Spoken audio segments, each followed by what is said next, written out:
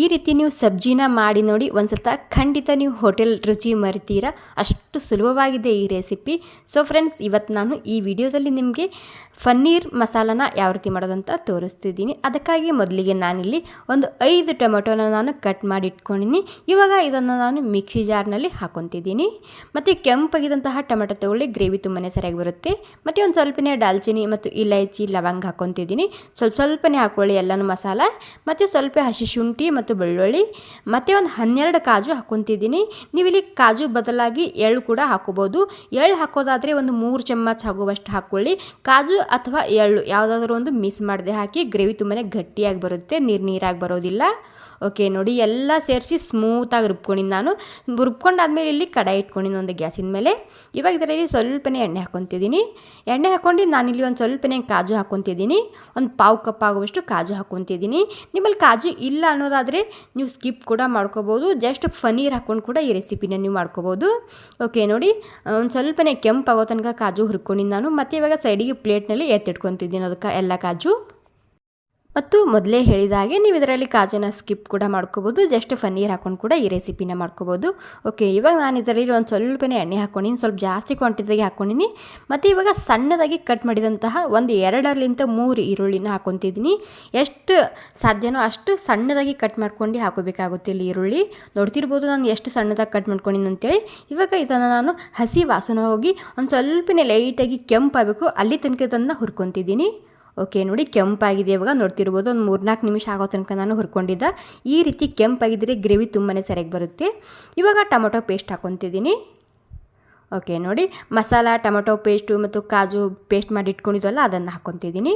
ಮತ್ತು ನೀರು ಹಾಕಬಾರ್ದು ಈ ಟೈಮ್ನಲ್ಲಿ, ಜಸ್ಟ್ ಪೇಸ್ಟ್ ಮಾತ್ರ ಹಾಕ್ಕೊಳ್ಳಿ.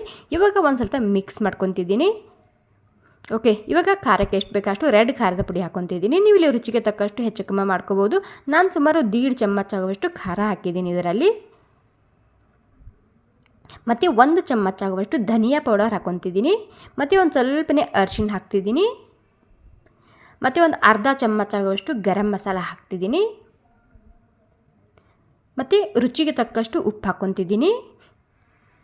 ನೀವು ಇದರಲ್ಲಿ ಎಲ್ಲ ಉಪಕಾರನ ಹೆಚ್ಚು ಕಮ್ಮಿ ಮಾಡ್ಕೋಬೋದು. ಮತ್ತು 1 ಚಮಚ ಆಗುವಷ್ಟು ಕಸೂರಿ ಮೇಥಿ ಹಾಕ್ಕೊತಿದ್ದೀನಿ. ಕಸೂರಿ ಮೇಥಿ ಇತ್ತಂದರೆ ಸ್ಕಿಪ್ ಮಾಡದೆ ಹಾಕಿ. ಸೇಮ್ ನೀವು ಹೋಟೆಲಲ್ಲಿ ಯಾವ ರೀತಿ ತಿಂತೀರಿ ನೋಡಿ ಅದೇ ರುಚಿ ಬರುತ್ತೆ ಮನೆಯಲ್ಲಿ ಕೂಡ. ಓಕೆ, ಇವಾಗ ಎಲ್ಲ ಮಸಾಲ ಹಾಕಿದ ಮೇಲೆ ಒಂದು ಸ್ವಲ್ಪ ಮಿಕ್ಸ್ ಮಾಡ್ಕೊತಿದ್ದೀನಿ. ಮಿಕ್ಸ್ ಮಾಡ್ಕೊಂಡು ಇವಾಗ ಸ್ಲೋ ಗ್ಯಾಸ್ನಲ್ಲಿ ನೀರು ಹಾಕ್ದೇನೆ ಎಣ್ಣೆ ಸಪ್ರೇಟ್ ಆಗೋ ತನಕ ಇದನ್ನು ಕುದಿಸ್ಕೋಬೇಕಾಗುತ್ತೆ.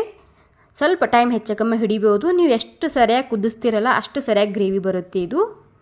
ಇವಾಗ ನಾನು ಮುಚ್ಚಿಡ್ತಿದ್ದೀನಿ ಸ್ಲೋ ಗ್ಯಾಸ್ನಲ್ಲಿ ಒಂದು 3-4 ನಿಮಿಷ ಆಗೋ ತನಕ. ವಾವ್ ನೋಡಿ, ಎಷ್ಟು ಸರಿಯಾಗಿ ಎಣ್ಣೆ ಸಪ್ರೇಟ್ ಆಗಿದೆಯೋ ನೋಡ್ತಿರ್ಬೋದು. ಈ ಟೈಮ್ನಲ್ಲಂತೂ ಘಮ್ ಅಂತಿರುತ್ತೆ ಈ ಗ್ರೇವಿ. ನೋಡ್ತಿರ್ಬೋದು ಎಷ್ಟು ಸರಿಯಾಗಿ ಕಾಣ್ತಿದೆ ಅಲ್ವಾ. ಸೊ ಖಂಡಿತ ಒಂದು ಸ್ವಲ್ಪ ಟ್ರೈ ಮಾಡಿ ನೋಡಿ, ತುಂಬಾ ಇಷ್ಟ ಆಗುತ್ತೆ ನಿಮಗೆ ಕೂಡ ಈ ಗ್ರೇವಿ. ಸೊ ನೀವು ಕೂಡ ಎಷ್ಟೋ ಸ್ವಲ್ಪ ಮಾಡಿರ್ತೀರಿ, ಬಟ್ ಈ ವಿಧಾನದಲ್ಲಿ ಒಂದು ಸ್ವಲ್ಪ ಖಂಡಿತ ಟ್ರೈ ಮಾಡಿ ನೋಡಿ. ಓಕೆ, ಇವಾಗ ಒಂದು 5 ನಿಮಿಷ ಆದಮೇಲೆ ನಾನು ಇದರಲ್ಲಿ ಒಂದು 3-4 ಚಮಚ ಆಗುವಷ್ಟು ಹಾಲಿನ ಮೇಲಿನ ಕೆನೆ ಹಾಕ್ಕೊತಿದ್ದೀನಿ.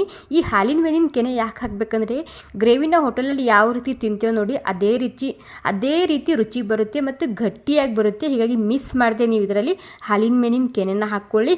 ಇಲ್ಲ ಅನ್ನೋದಾದರೆ ನೀವಿಲ್ಲಿ ಅಮೂಲ್ ಫ್ರೆಶ್ ಕ್ರೀಮ್ ಬರುತ್ತೆ ನೋಡಿ ಅದನ್ನು ಕೂಡ ಹಾಕ್ಕೋಬೋದು. ಇವಾಗ ಮತ್ತೆ ನಾನು ಎಣ್ಣೆ ಸಪ್ರೇಟ್ ಆಗೋ ತನಕ ಮುಚ್ಚಿಡ್ತಿದ್ದೀನಿ. ವಾವ್ ನೋಡಿ, ಮತ್ತೆ ನಾನು ಕೆನೆ ಹಾಕಿದ ಮೇಲೆ ಒಂದು 5 ನಿಮಿಷ ಆಗೋ ತನಕ ಮುಚ್ಚಿಟ್ಟಿದ್ದ. ಎಷ್ಟು ಸರಿಯಾಗಿ ಕಲರ್ ಬಂದಿದೆ ನೋಡಿ. ಗ್ರೇವಿ ಕೂಡ ಕಲರ್ ಚೇಂಜ್ ಆಗಿದೆ ಮತ್ತು ಎಣ್ಣೆ ಪೂರ್ತಿಯಾಗಿ ಸಪ್ರೇಟ್ ಆಗಿದೆ ನೋಡ್ತಿರ್ಬೋದು.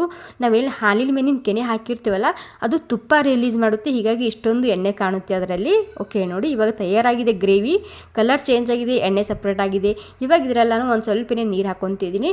ನೀರು ಹಾಕ್ಕೊಂಡು ಗ್ರೇವಿನ ನೀವು ಅಡ್ಜಸ್ಟ್ ಮಾಡ್ಕೊಳ್ಳಿ ಇಲ್ಲಿ. ಓಕೆ, ಎಲ್ಲನೂ ಸೇರಿಸಿ ಮಿಕ್ಸ್ ಮಾಡ್ಕೊಂಡು ಆಗಿದೆ. ಇವಾಗ ನೋಡ್ತಿರ್ಬೋದು. ಇವಾಗ ಮತ್ತೆ ಒಂದು ಸ್ವಲ್ಪನೇ ಕುದಿಸ್ತಿದ್ದೀನಿ ನಾನು, ನೀರು ಹಾಕಿರ್ತೀವಲ್ಲ ಹೀಗಾಗಿ. ಓಕೆ, ನೀರು ಹಾಕಿದ ಮೇಲೆ ಕುದಿ ಬಂದಿದೆ ಗ್ರೇವಿ ನೋಡ್ತಿರ್ಬೋದು. ಒಂದು ಸ್ವಲ್ಪ ಮಿಕ್ಸ್ ಮಾಡ್ಕೊತಿದ್ದೀನಿ. ಮಿಕ್ಸ್ ಮಾಡ್ಕೊಂಡಾದ್ಮೇಲೆ ನಾವು ಕಾಜು ಹುರ್ಕೊಂಡು ಇಟ್ಕೊಂಡಿದ್ದಲ್ಲ ಅದನ್ನು ಹಾಕ್ಕೊತಿದ್ದೀನಿ. ಮತ್ತು ಪನ್ನೀರ್ ಹಾಕ್ಕೊತಿದ್ದೀನಿ. ಒಂದು ಪಾವು kg ಆಗುವಷ್ಟು ಪನ್ನೀರ್ ಇರ್ಬೋದು ಇದು. ನಾ ಈ ಪನ್ನೀರ ಮನೆಯಲ್ಲೇ ಮಾಡಿರೋದು. ನಿಮಗೆ ಪನ್ನೀರ್ ರೆಸಿಪಿ ಬೇಕೆಂದರೆ ಕಾಮೆಂಟ್ ಮಾಡಿ ತಿಳಿಸಿ, ಮುಂದಿನ ವೀಡಿಯೋದಲ್ಲಿ ತೋರಿಸ್ತೀನಿ ನಾನು ನಿಮಗೆ. ಇವಾಗ ಇದರಲ್ಲಿ 1 ಚಮಚ ಆಗುವಷ್ಟು ಸಕ್ಕರೆ ಹಾಕ್ಕೊತಿದ್ದೀನಿ. ಸೊ ಸಕ್ಕರೆ ಕೂಡ ರುಚಿ ಬರೋದಿಲ್ಲ, ಟೇಸ್ಟ್ ಬರುತ್ತೆ. 1 ಚಮಚ ಆಗುವಷ್ಟು ಹಾಕಿ ನೀವಿಲ್ಲಿ. ಮತ್ತು ಉಪ್ಪು ಖಾರ ಬ್ಯಾಲೆನ್ಸ್ ಆಗುತ್ತೆ. ಮತ್ತು ಒಂದು ಸ್ವಲ್ಪನೇ ಗರಂ ಮಸಾಲ ಮತ್ತು ಒಂದು ಸ್ವಲ್ಪನೇ ಕೊತ್ತಂಬರಿ ಸೊಪ್ಪು ಹಾಕಿದ್ದೀನಿ. ಇವಾಗ ಎಲ್ಲ ಸೇರಿಸಿ ಮಿಕ್ಸ್ ಮಾಡ್ಕೊತಿದ್ದೀನಿ. ಮಿಕ್ಸ್ ಮಾಡ್ಕೊಂಡು ಇಲ್ಲಿ ನೀವು ಗ್ರೇವಿನ ಎಷ್ಟು ಬೇಕಷ್ಟು ಗಟ್ಟಿ ಬೇಕು ತುಳಿಬೇಕು ಅಡ್ಜಸ್ಟ್ ಮಾಡ್ಕೊಳ್ಳೋ ನೀರು ಹಾಕ್ಕೊಂಡು ಇವಾಗ ಮತ್ತೆ ನಾನಿಲ್ಲಿ ಪನ್ನೀರು ಮತ್ತು ಕಾಜು ಹಾಕಿದ ಮೇಲೆ ಎಣ್ಣೆ ಸಪ್ರೇಟ್ ಆಗೋ ತನಕ ಕುದಿಸಿದ ನೋಡ್ತಿರ್ಬೋದು ಎಷ್ಟು ಎಣ್ಣೆ ಸಪ್ರೇಟ್ ಆಗಿದೆ. ಮತ್ತೆ ಒಂದು 5 ನಿಮಿಷ ಆಗೋ ತನಕ ನಾನು ಕುದಿಸಿದೆ ಇದು. ಸೊ ಪೂರ್ತಿಯಾಗಿ ಎಣ್ಣೆ ಸಪ್ರೇಟ್ ಆಗಿದೆ ಮತ್ತು ಕಲರ್ ಕೂಡ ಚೇಂಜ್ ಆಗಿದೆ. ಗ್ರೇವಿದು ಎಷ್ಟು ಸರಿಯಾಗಿ ಕಾಣ್ತಿದೆ ನೋಡಿ, ತುಂಬಾ ರುಚಿಯಾಗಿ ಬಂದಿದೆ. ಓಕೆ, ಈ ರೆಸಿಪಿ ನಿಮಗೆ ಸ್ವಲ್ಪನಾದರೂ ಇಷ್ಟ ಆಗಿದರೆ ಒಂದು ಲೈಕ್ ಮಾಡಿ. ಈ ರೆಸಿಪಿನ ನೀವು ಚಪಾತಿ, ರೋಟಿ ಮತ್ತು ಬಿಸಿ ಬಿಸಿ ಅನ್ನಕ್ಕೆ, ಜೀರಾ ರೈಸ್ಗೆ ಮತ್ತು ತಂದೂರಿ ರೋಟಿಗೆ ಎಲ್ಲದಕ್ಕೂ ತಿನ್ಬೋದು. ಮತ್ತು ನನಗೆ ಹೋದ ತಿಂಗಳು ಪೇಮೆಂಟ್ ಎಷ್ಟಾಗಿದೆ ಅಂತೇಳಿ ನಾನು ನಿಮಗೆ ಇಲ್ಲಿ ಡಾಲರ್ ತೋರಿಸಿದ್ದೀನಿ. ನನಗೆ ಕಾಮೆಂಟ್ ಮಾಡಿ ತಿಳಿಸಿ ಇದು ಎಷ್ಟಿರ್ಬೋದು ಅಂತೇಳಿ. ಥ್ಯಾಂಕ್ ಯು ಸೋ ಮಚ್ ಎಲ್ರಿಗೂ.